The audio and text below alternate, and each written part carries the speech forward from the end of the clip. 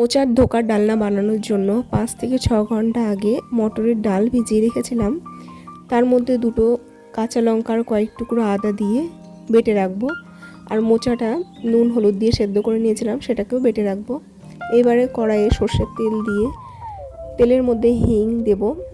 দেওয়ার পর বেটে রাখা ডালগুলো দিয়ে কিছুক্ষণ নেড়েচেড়ে নেওয়ার পর মোচাগুলোকে বেটে রেখেছিলাম সেগুলোকেও দিয়ে দেবো।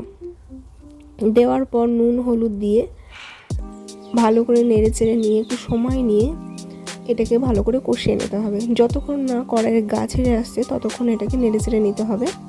এবারে একটা পাত্রে আমি এটাকে ঠান্ডা করে নেব। যে পাত্রে তুলেছিলাম সেখানে একটু সর্ষের তেল মাখিয়ে নিয়েছিলাম। এবারে ঠান্ডা হচ্ছে মোচাটা।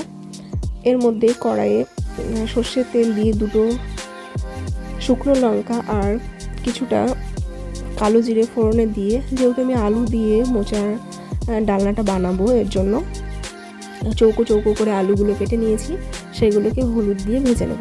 মশলার মধ্যে নিচ্ছি আদা জিরে আর কাঁচা লঙ্কা। মশলাটা বেটে নিয়ে আলুর মধ্যে দিয়ে নুন হলুদ দিয়ে কিছুক্ষণ নেড়েচেড়ে নেওয়ার পর ঢাকা দিয়ে 5 মিনিট মতো রান্না করে নেব। এই রেসিপিতে কেউ যদি বাড়িতে বানিয়ে থাকেন তাহলে অবশ্যই কমেন্ট করে জানাতে ভুলবেন না। 5 মিনিট পর মোচাগুলো যখন ঠান্ডা হয়ে এসছে তখন নিজেদের পছন্দ মতো শেপে কেটে নিতে হবে।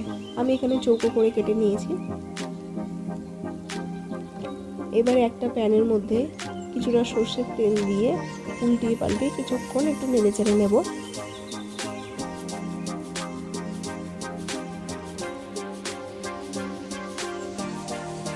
এগুলো ভাজা হচ্ছে, এর মধ্যেই আলুগুলো সেদ্ধ হয়েছে, তার মশলাটাও কষানো হয়ে গেছে। এবারে গরম জল, বেশি করে গরম জল দেব, যেহেতু মোচাগুলো দিলে সেগুলো একটু জল টেনে নেবে, এর জন্য বেশি করে জলটা দিয়ে কিছুক্ষণ ফুটিয়ে নেব। ফুটিয়ে নেওয়ার পর মোচাগুলো ভাজা হয়ে গেছে, সেগুলো দিয়ে কিছুক্ষণ ফুটিয়ে নেব।